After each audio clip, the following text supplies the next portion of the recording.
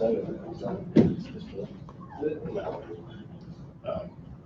don't know if anything's this, but this is correct. Oh.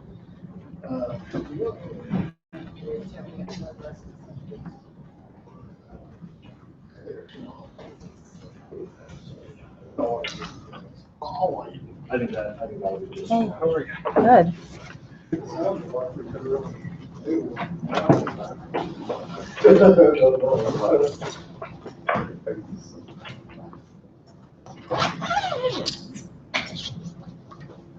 It was surprising.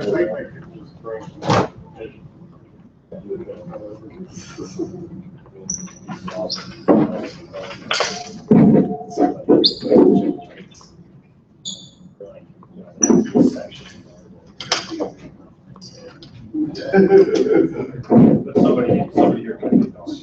Oh, yeah. That might be why.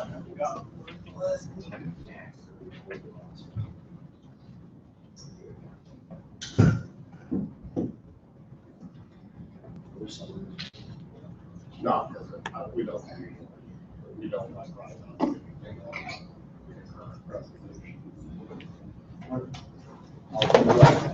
I know, print out the same ones if you want. Nope, don't worry about it, sir.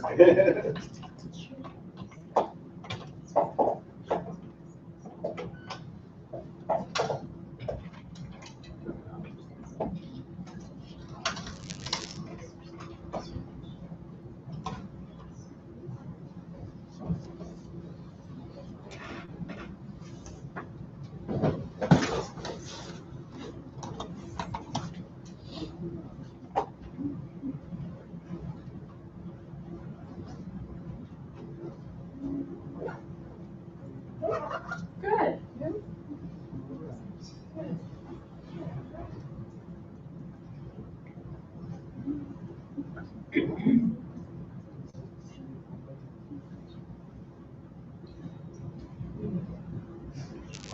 Plug that in for you when you're ready. It's on 2 bars, but last time I remember it was just 1 bar.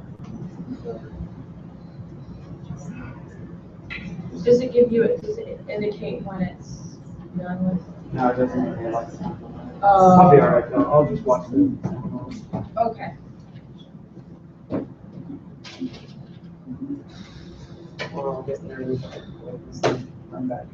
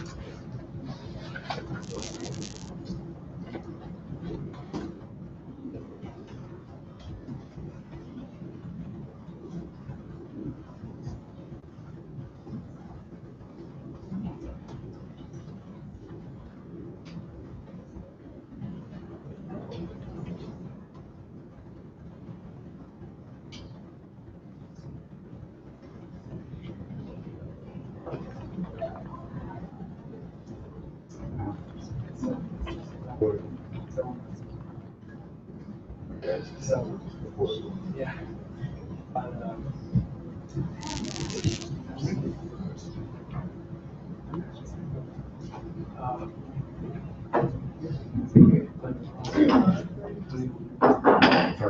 Yeah.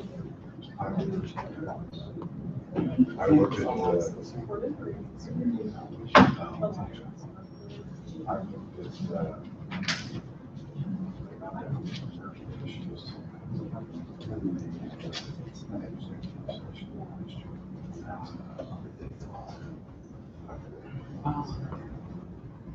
I don't. Have the toast and crazy sauce. Okay. They said, contracts.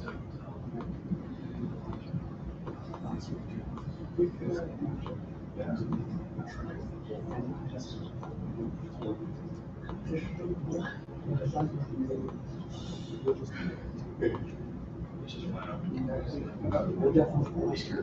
Yeah, we're gonna be taking it up next week.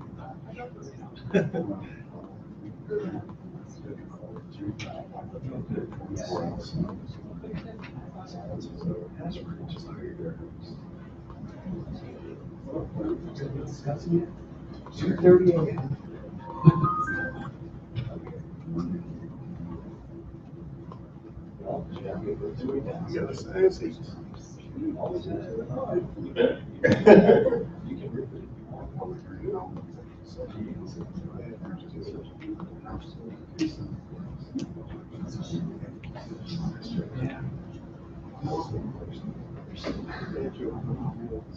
I don't know why not do it, but they're gonna have to move for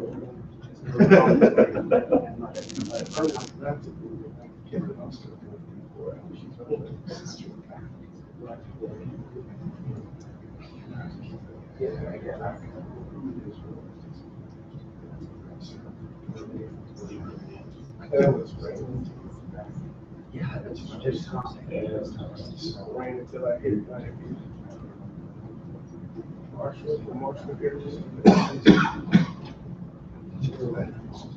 We do.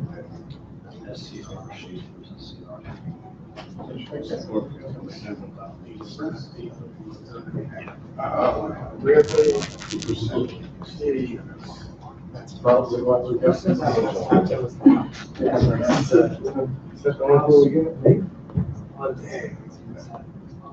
Oh, yeah, yeah.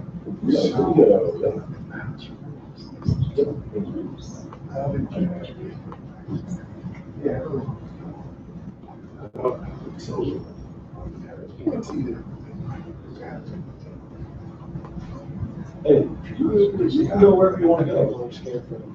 It's not there. Not there? No. We're supposed to be there. These right here.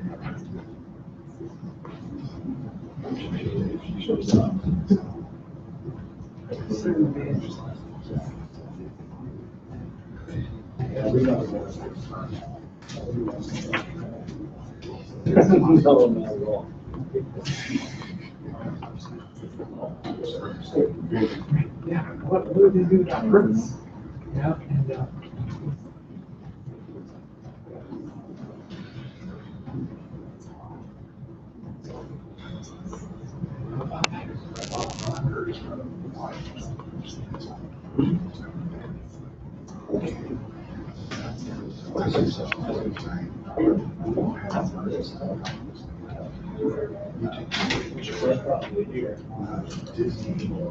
yes, they have more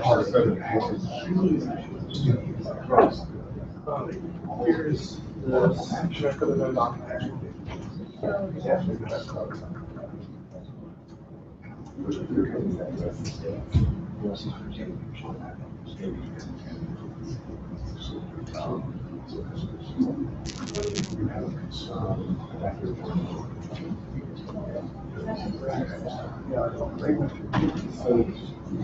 Is that how we come to, you just shaking your head and I'm trying to keep it straight now.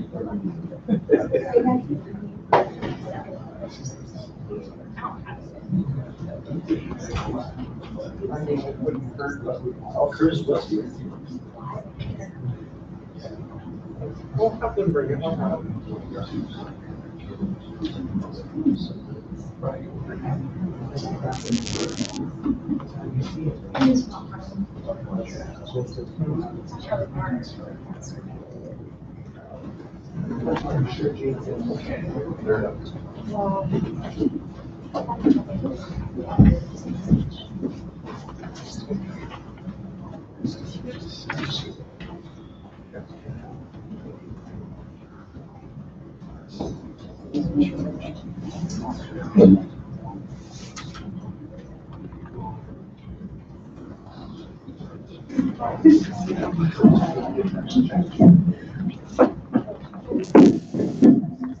Check, check, check.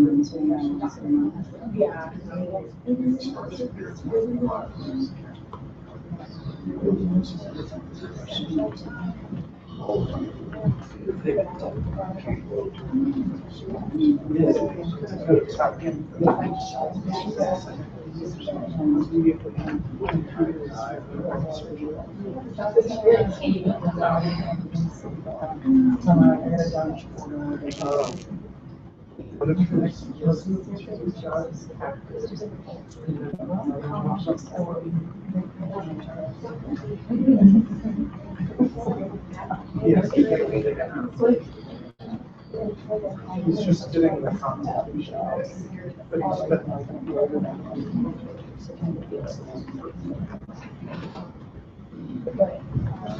It's like writing.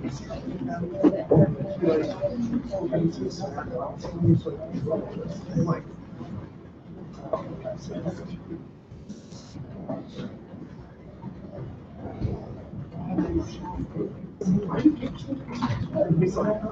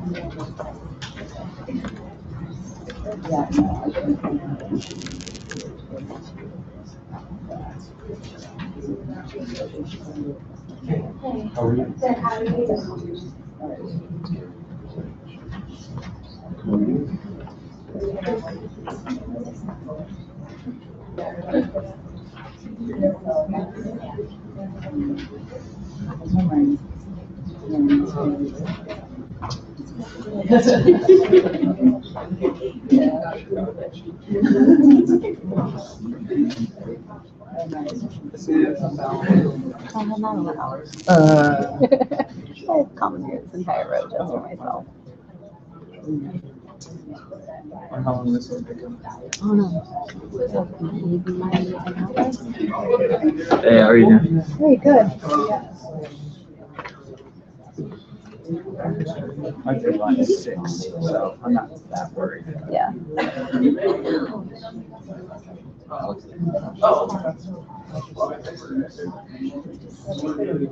Another one of these. But what I do know is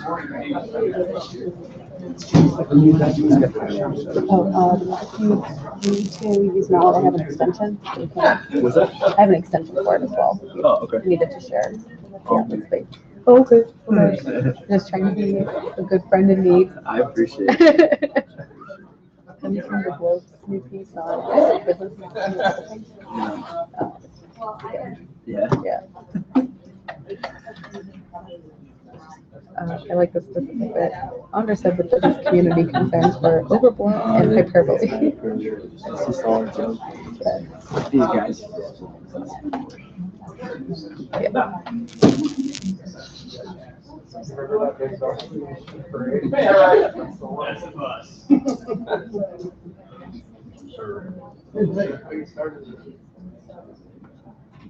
That looks like I'm getting it one.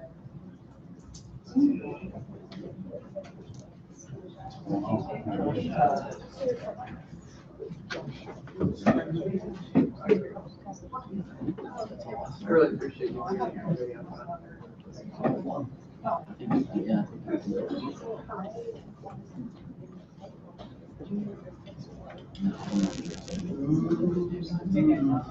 Weekend? Yeah. Yeah. Well, you were everywhere. I was. You didn't have much time to. No. Can we have the Jim's on the call so that you guys can block off in a second? You mean in a second, we will be having a video. Yeah. Oh. Oh, really?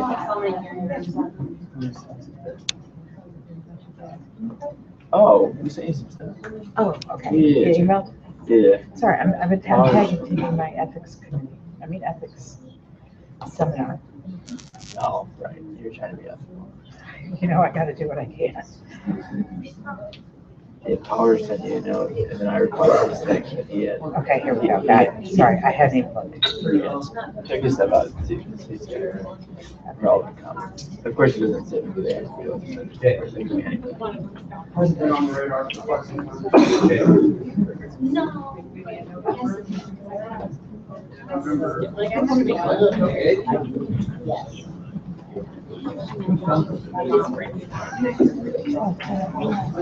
You gonna text me when he gets here? when Yeah, he gets sure. started? Yeah, sure. Okay, that'd be great. Yeah, I won't. Oh, you want me to pass it down? No, it's- Okay, thank you. I'm capable. What? I think we did. Yeah. I don't think two, but we can meet or.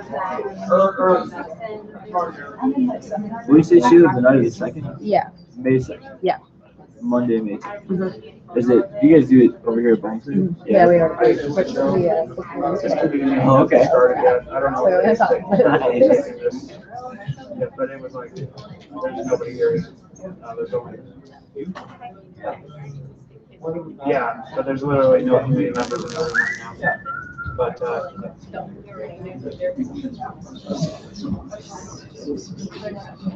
yeah, that's fine. Go ahead and tell her.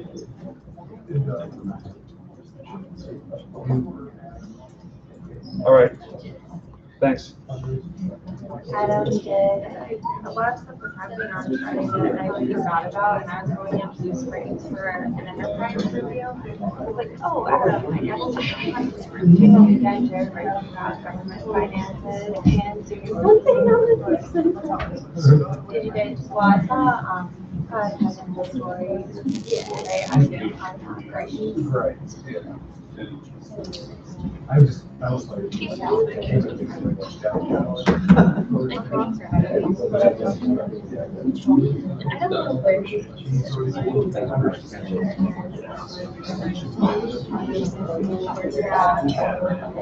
yeah, my colleagues that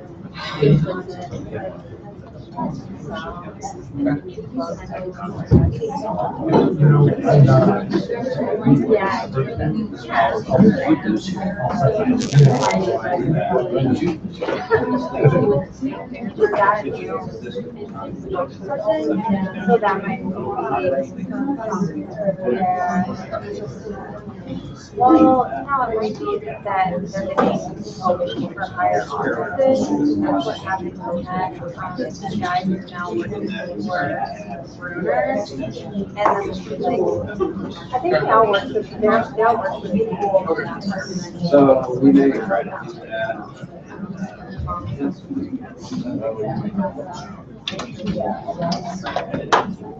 Okay. Yeah, I can know about So, we got a couple. I think Schaefer's changed his mind. well, I'd get a story either way. Better start. My headline would be, Schaefer decides to review his review commission. We have another. That'll work. Yeah, they wanted me to take my voice. Review commission doesn't hold up to review. Yeah, that is. Says, You have to feed this? no, they just wanted to live look at it.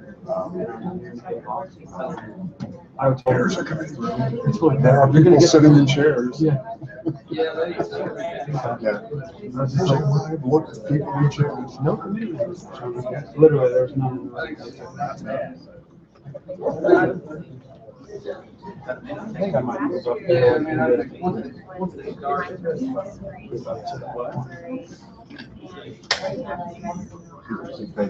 Yeah.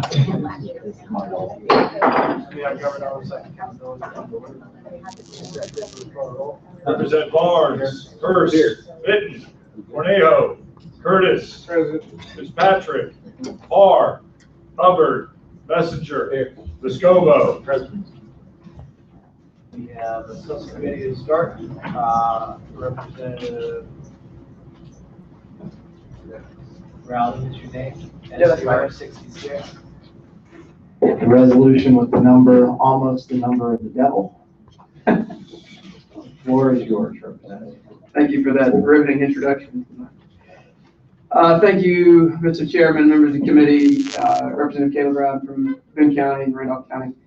SCR 66 is a concurrent resolution that establishes the University of Missouri System Review Commission. The commission will be composed of 8 members, 4 appointed by the Speaker of the House and 4 appointed by the President of the Senate. It is designed to allow a mechanism by which basically the rules and regs, systems and procedures of the University of Missouri can be looked at from a different perspective, from kind of outside the bubble of the administrative element of the University of Missouri. I think this is as you'll see by the system testifying in favor of the bill, I think you'll see that this is something that they welcome. In my talks with the current administration, both the interim president and the interim chancellor, this is something that they welcome, certainly a different outside perspective to help them get back to a place of prominence and a place where they are not only the preeminent education institution, but the preeminent research institution in the Midwest and one of the best in the country. That's a place we all want them to be. And so I think anything that we can do to partner with them to help get back to that place is something that we should look at doing. So with that, Mr. Chairman, certainly be willing to entertain any questions. Questions of the House handler. Representative never disappoints. And I'm sorry, I apologize, I missed the first part of this because I'm trying to tag team something else. You're right. And Proceed. thank you, sorry. So I guess my first question is, this is a commission versus a committee with, I believe, 4 members appointed by the pro tem and 4 by the speaker. Sure. Are the members of the commission supposed to be members of the General Assembly or just, No. okay. And then I understand that there's sort of a laundry list, I guess, as it went. Well, one of the things, if I remember correctly, and I apologize, I'm trying to read this through again real quickly. What's the criteria? Let's just go at it that way. Well, I mean, the idea is that it would take the commission would take a comprehensive look at the rules and regs, the administrative structure, you know, the degree programs, all the various components that make up. I'm sorry, I'm going to interrupt just in the hope of brevity. What I meant was the criteria to become a member of the commission. Be appointed by the speaker, be appointed by the pro tem. It does talk about in the. Yeah, I found it now. Yes. It's strong experience, expertise. I mean, how do you demonstrate understanding? How do you demonstrate a commitment to the UM system? I mean, I think that can be seen in you know, past activities. You know, I think anyone has the ability to, ultimately it's going to be the speaker, the pro tems. You know, it's going to be their deal whether they how they pick that. I mean, I think that can be pretty clearly seen in things that people have done over the course of their life to be supportive of the system and the things that they are striving to do. Okay, and then I guess because it's a commission, not a committee, and it's not going to be made up of members, I'm assuming that that's why it says that you have to hire your own staff and attorneys. Yeah, I mean, I would assume that that's the case. I think the senator wanted to make sure that that it was done the right way, you know, and that there were opportunities for these folks to be able to, you know, have access to resources needed for them to carry this out to the greatest extent possible for the good of what this is trying to accomplish. And who's funding this staff and lawyers and whatnot? I believe there is a line item in this year's budget. Okay, so help me with the separation of powers issue here. In other words, we have the General Assembly appropriating money to the Department of Higher Education, which would, in my understanding anyhow, be an executive branch. Mm-hmm. And now we have a resolution saying that the General Assembly is going to be appointing these non-elected members to a commission that is funded by, that's basically it's an executive branch commission. Okay. Am I missing something there? I'm not sure I understand the question. Well, in other words, if we're saying this is because it's being funded out of the Department of Elementary and Secondary, Higher education. or Yeah. excuse me, higher. Yeah, I got you. Yeah, the other one. Yes. Doesn't that make such appointments be under the purview of the executive branch? I mean, I would say according to this resolution, no. Okay, so you don't see any problem with sort of the separation of powers there? I mean, I think this is a commission that the General Assembly, well, the Senate has, and I believe the House will deem something that we should do. There has to be a mechanism by which we fund it. I mean, you could create an entirely new funding mechanism, or you could just do it under, an existing mechanism, provide the resources to a mechanism that has expertise in that area, i.e. the Department of Higher Education. Okay, I get it. It just seems to me that the General Assembly already has staff. So why are we forming a commission that has to be funded by the Department of Higher Ed, when if it was a committee, we already have staff? Well, We already have folks on the payroll that are able to do that. That just seems to me like a good way to use taxpayer dollars, but whatever. And then my last question is, I don't see anything in here that requires any sort of diversity. Any number of women, any number of persons of color. In its current form, you're correct. Nothing other than So this could just basically be 8 white men appointed by the Speaker and the Pro Tem. I think in some scenario, yes. Thank you, Mr. Chair. Could be 8 African Americans appointed by the Speaker and the President Pro Tem, correct? I believe it also could Could be be 8 women appointed by the That's Speaker. a very real possibility as well. Further questions of the resolution handler? Good morning, Mr. Chair. Thank you. Thank you for bringing this forward. And I think I get where you're headed with this. And I'm not against oversight and accountability. I guess the question I do have though is, did not we have a board of curators when all of this was going on? Absolutely. Are they not responsible for what goes on at that university? I think in no small part, yes, they are responsible. Does the governor have any say in that board? He appoints every member. So when all this was happening and he sat back on his hands, in my opinion, so that I can't, and when the board of curators basically sat back on their hands and let it happen, now what we want to do is appoint another commission. Do they have any teeth, or can they go in there and say, straighten up? Yeah, I mean, People are tired. Tell you what's happening in my district. Yeah. People are tired of it. Sure. I went to the University of Missouri. I saw things happen when I was there. They haven't gotten better. I went there the other day, and it looks like an amusement park. When if you want to look at construction equipment, it's everywhere. They're building on. They have 2 dorms though, beautiful dorms that they're going to leave sit empty because they've lost enrollment. My daughter got accepted there. I tried to convince her to stay. I said, not everything is bad about that university. As of last week, looks like she's going someplace else. What about the people who are there now? Why didn't they do something? Why do we have to come along and say, why don't you do something? Whenever, if I recall, over 100 representatives signed a piece of paper asking them to do something when we were largely ignored, basically slapped in the face. Yeah. And when somebody from another state can have a problem and be on that campus and get all of this attention, and their needs, apparently, if they're needed in their part, are immediately attended to, but the people that write the check to them are basically ignored. And when they come to this Capitol, the audacity to sit in front of us and tell us all the things they're doing, why don't they admit to the things they are? This is taxpayer money that goes to support that university. By our Constitution, we are supposed to support them as we deem necessary. To me, we're being pretty nice. And to cut a little over 8 million, to me, was another slap in the face. That's nothing compared to what they do. There is so much money spent there.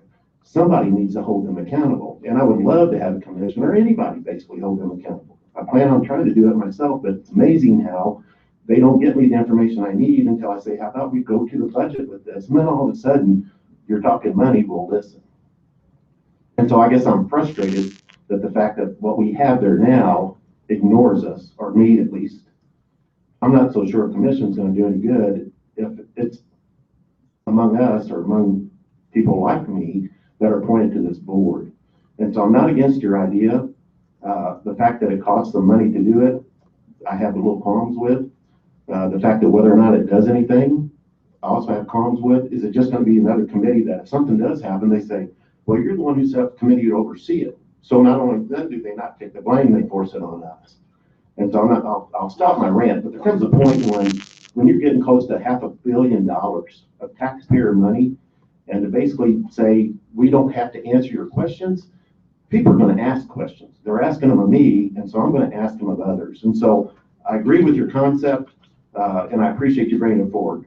And I agree that something needs to be done. I'm not sure what the answer is, but anything we can look at to straighten up this system, I'd be for. So thank you, sir. Thank you, Mr. Chair. Further questions of the resolution handler? Representative Curtis. Sorry, I was out. I don't know if anyone answered the question. Why no representatives on the committee or the commission as opposed to just citizens? Well, I think the idea is to get as broad and maybe the wrong word, but an unbiased perspective into what is happening here. So certainly the General Assembly has a vested interest in the University of Missouri, i.e., as the representative said, a $500 million appropriation or so every year. So I think it's important for us to get additional eyes and ears into this process and folks with a broader understanding and breadth of experience to say, offer a different perspective that would say, okay, based on what we've seen, based on the research that we're going to do through this commission, here are the things that we can do. And certainly university or the General Assembly has been doing some of that already. And we currently, have some authority to be able to go on some of these fact-finding missions and some of those things. So I think the idea was to bring broader additional perspectives to the table to help this be as effective and productive as it can be.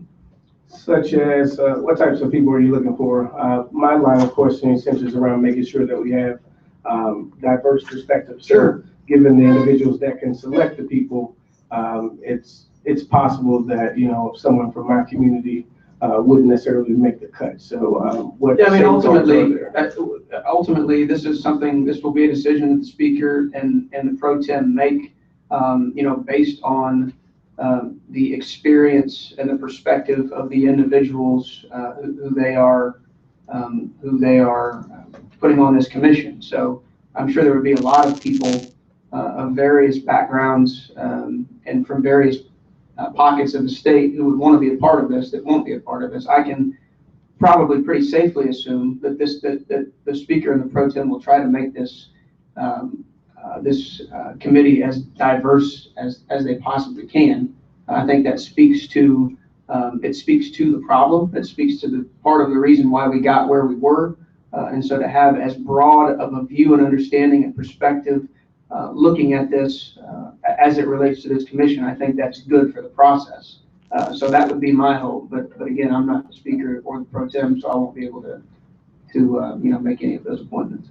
Right, and with that, I guess, would you be, I know you're the handler, but, and I'm not exactly sure how this works, but would you be amenable to potentially adding in specific criterion to ensure that there is a diverse group that's assembled as opposed to individuals that, I'm not sure how the pro tem works, I haven't had a conversation with them, so it's likely that, it may be, it may just leave my community out. I just want to ensure that my community is indeed involved because a lot of advertising and promotions are done, and it's likely that individuals from my community would end up there. So to make sure that our voices are heard and right-siding the ship, I suppose, I think that would be a good thing. I'd certainly be willing to facilitate a conversation with the Senate handler and talk to him about it. And if that's something that he'd be open to, this has kind of been his deal, and I certainly want to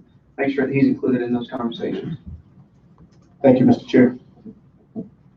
How about just assurances from the speaker as to what he's looking for and appointing people to this committee? Yeah, commission. Probably a few different ways to see.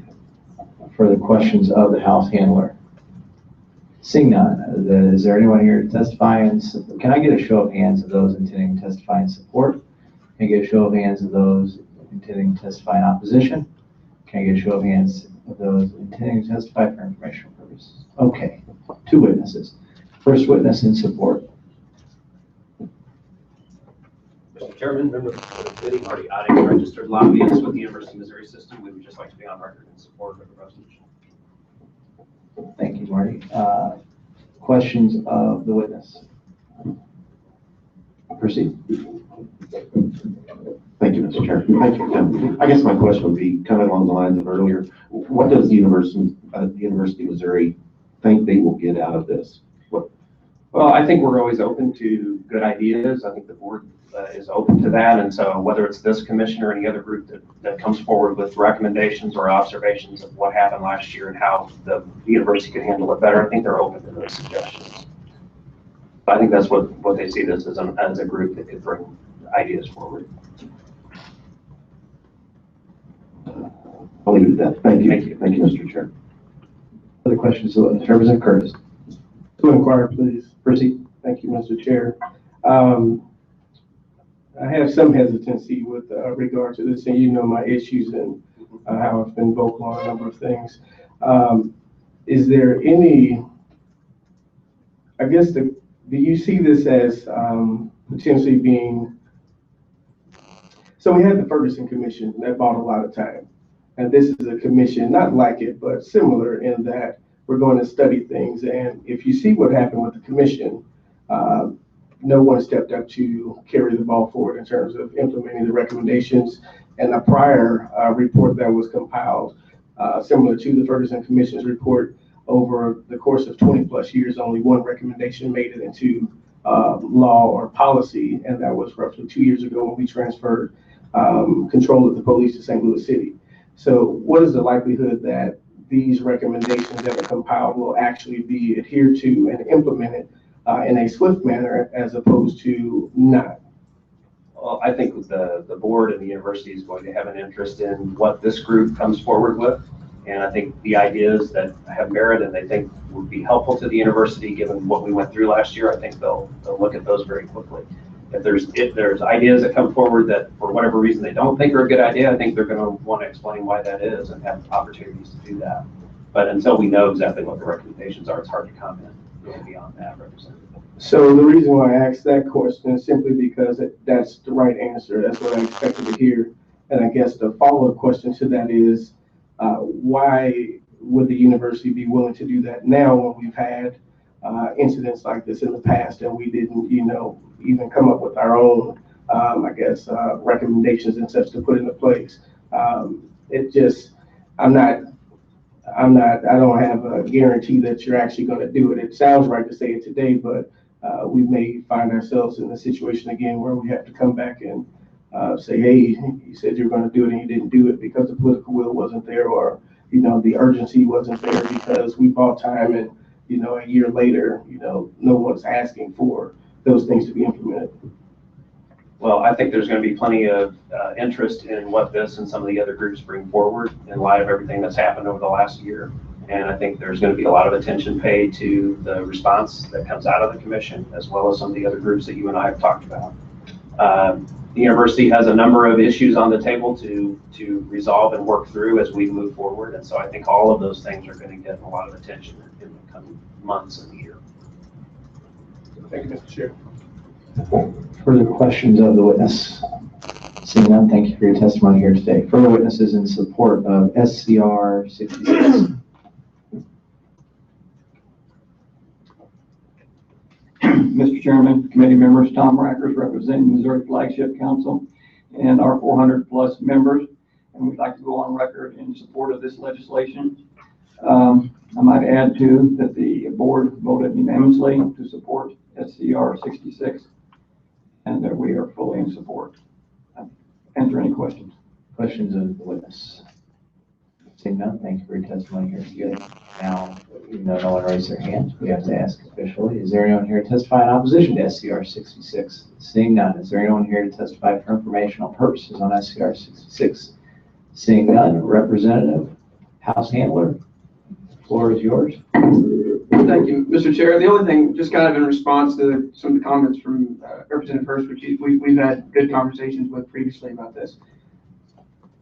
You know, I think we'd be naive if we thought that some of these things that have come before us aren't happening in other places around the country. I think what we have before us is an opportunity to get ahead of the curve, because I do think that the evolution of higher education, it's changing rapidly, not only just in diversity and those sorts of conversations, but just generally speaking, state appropriations, a lot of these other things. It's just a changing, evolving mechanism. And I think we have an opportunity in Missouri, because of how quickly we got thrust into the limelight with some of the issues that we had, that if we're willing to have tough conversations, not be naive and say that nothing's wrong, but also not be maybe foolish and say that we as the legislature can and shouldn't be a partner to help them get back where they need to be, because so as the University of Missouri goes, so goes our state in a lot of ways. And so it's my hope that that we can get out in front of that and lead a dialogue and lead a national dialogue and say, this is what higher education looks like going forward, and the University of Missouri is going to be a leader, and if that requires some painful changes in the process, then that's what we're willing to do, because I think that's good for my community, and I think it's good for our state. So I appreciate the time. Thank you, Representative. And with that, in today's hearing of House Committee on Government Oversight and Accountability. Thank you all.